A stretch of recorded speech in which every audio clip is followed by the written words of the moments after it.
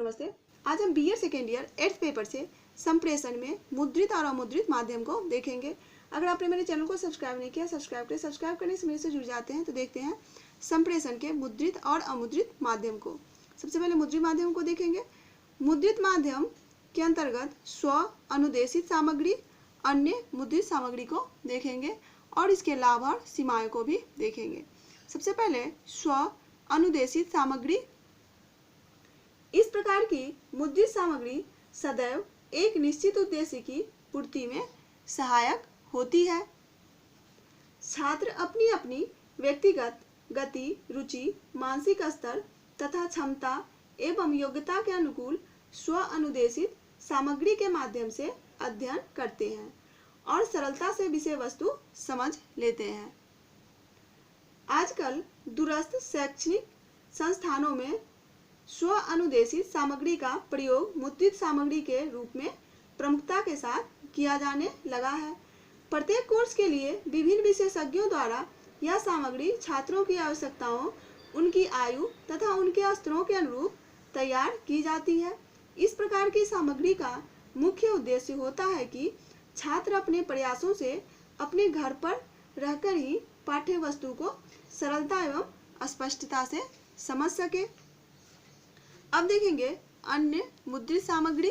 इसके अंतर्गत समाचार पत्र, जर्नल, कार्य पुस्तकें, शब्दकोश, एनसाइक्लोपीडिया, एटलस पुस्तकें को देखेंगे। समाचार पत्र। समाचार पत्र संप्रेषण का एक शक्तिशाली साधन है। समाचार पत्रों में समाचारों के अतिरिक्त विभिन्न टॉपिक पर लेख और कथाएं आदि प्रकाशित होती है। रेडियो, टेलीविजन, इंटरनेट के आने के बाद भी समाचार पत्र का महत्व कम नहीं हुआ।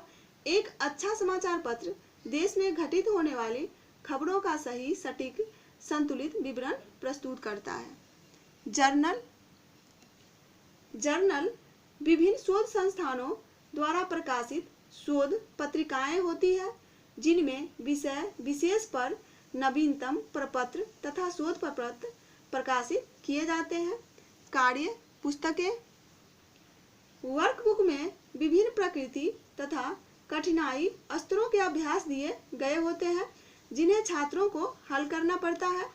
वर्कबुक छात्रों में अध्यवसाय, ईमानदारी, परिश्रम तथा आत्मविश्वास के गुण को उजागर करता है तथा विषय वस्तु को स्पष्ट करने में मदद करता है।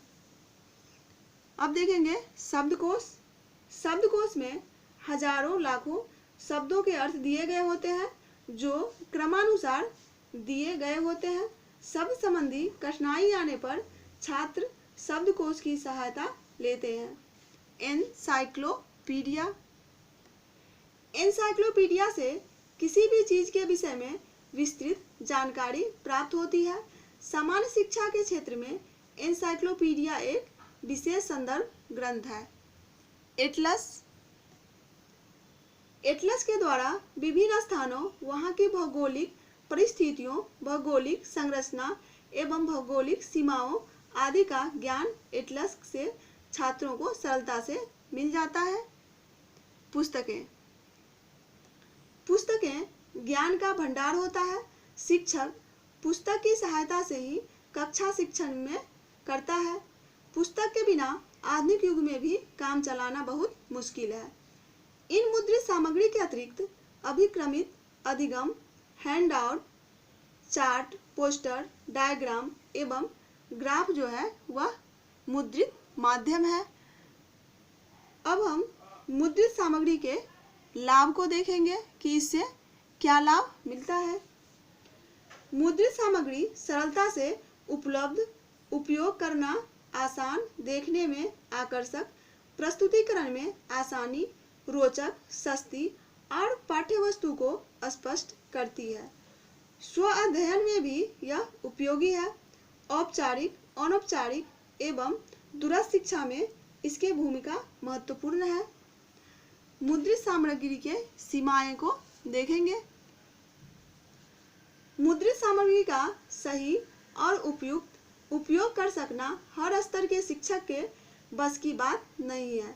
इसके प्रभावशाली प्रयोग के लिए विशिष्ट कौशल की जरूरत पड़ती है, जैसे कि साइंस का शिक्षक कला के पुस्तकों से दूर रहते हैं और कला के शिक्षक विज्ञान का प्रश्न हल नहीं कर सकते।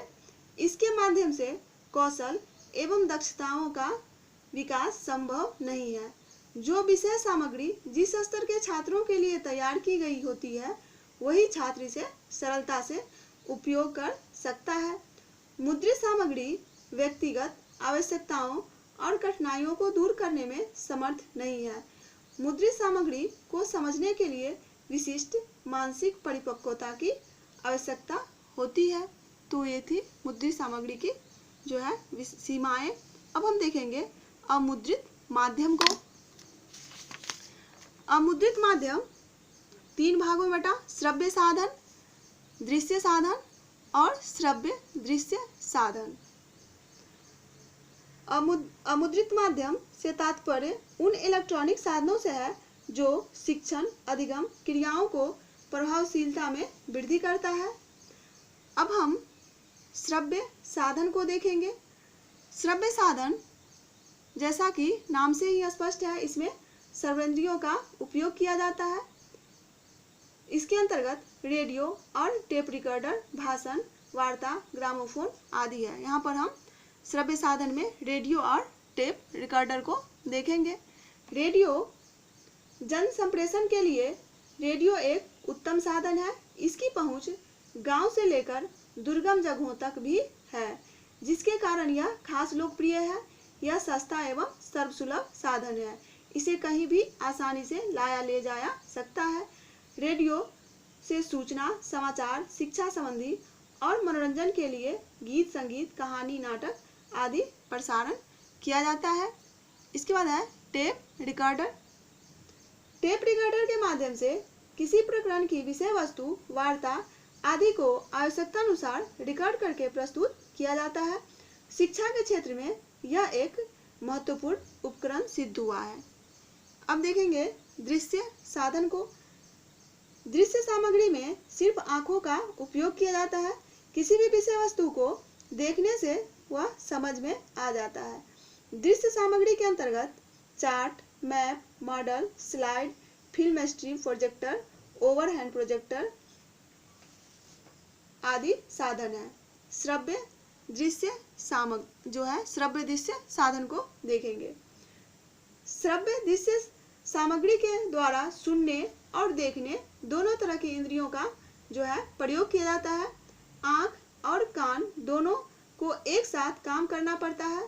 श्रव्य दृश्य सामग्री के अंतर्गत है television, computer, video, text, video disc, teleconferencing आदि आते हैं। तो यहाँ पर हम देखेंगे श्रव्य दृश्य साधन के अंतर्गत दूरदर्शन, computer, video text, video disc, teleconferencing को। दूरदर्शन के द्वारा प्रत्येक घटना देखी और सुनी जा सकती है। दूरदर्शन के द्वारा कक्षा शिक्षण को सरल और आकर्षक बनाया जा सकता है। जो बालक युवा व्यक्ति विद्यालयों में औपचारिक शिक्षा ग्रहण नहीं कर सकते, उनके लिए दूरदर्शन विकल्प के रूप में औपचारिक शिक्षा का माध्यम बन सकता है। छात्र छात्राओं के लिए दूरदर्शन जो है आकर्षण का केंद्र होता है। कंप्यूटर एक इलेक्ट्रॉनिक साधन है। यह हार्डवेयर उपकरण है तथा सॉफ्टवेयर का प्रयोग कर कंप्यूटर को चलाया जाता है। कंप्यूटर शैक्षिक तकनीकी का उच्चतम माध्यम है, जिसका प्रयोग व्यक्तिगत अनुदेशन हेतु जो है किया जाता है। इसका उपयोग शिक्षा में अनुदेशन, आंकड़े के विश्लेषण, नवीनतम सूचनाओं की प्राप्ति, शोध कार्य एवं परीक्षा प्रणाली में अधिक होता है। वीडियो टेक्स्ट को देखेंगे। यह संप्रेषण की नवीन विधि है जो दूरस्थ शिक्षा में अधिगम को प्रभावित करती है। वीडियो टेक्स्ट में घरेलू टेलीविजन एक कंप्यूटर की तरह कार्य करने के लिए प्रयोग किया जाता है। छात्र वीडियो टेक्स्ट के माध्यम से संस्थाओं को सूचना प्रेषित कर सकता है, विभिन्न पुस्तकालयों से पुस्तकें प्राप्त कर सकता है तथा आवश्यकता पड़ने पर विभिन्न विषयों के बारे में सुझाव मांग सकता है। वीडियो डिस्क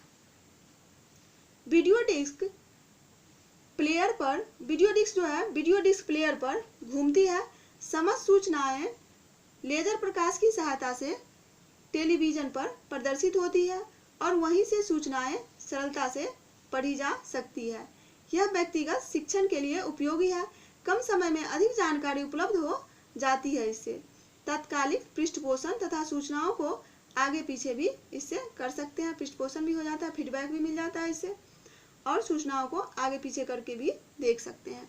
टेली कॉन्फ्रेंसिंग, इसके माध्यम से दूर दूर बैठे दो या दो से अधिक व्यक्ति के मध्य वास्तविक समय अंतर प्रक्रिया होती है, अर्थात दूर बैठे व्यक्ति से अपनी इच्छित विषय वस्तु से संबंधित चर्चा परिचर्चा में भाग ले सकते हैं, दूसरों की बात को सुन सकते हैं और उन पर तुरंत प्रतिक्रिया भी दे सकते हैं, आवश्यक सूचनाओं का आदान प्रदान कर सकते हैं।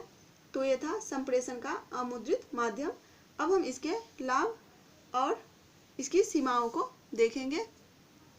लाभ, अमुद्रित माध्यम व्यक्तिगत उद्देश्यों, आवश्यकताओं तथा योग्यताओं को ध्यान में रखकर शिक्षण को व्यक्तिपरक बनाने में सहायक होता है। अध्ययन सामग्री को प्रस्तुत करने में यह इसमें लचीलापन होता है। तुरंत पृष्ठपोषण, छात्रों के कठिनाइयों की निवारण में समर्थन एवं पुनर्बलन की व्यवस्था होती है। इसका प्रयोग औपचारिक, अनौपचारिक तथा निरौपचारिक सभी क्षेत्रों में किया जाता है। सीमाएं,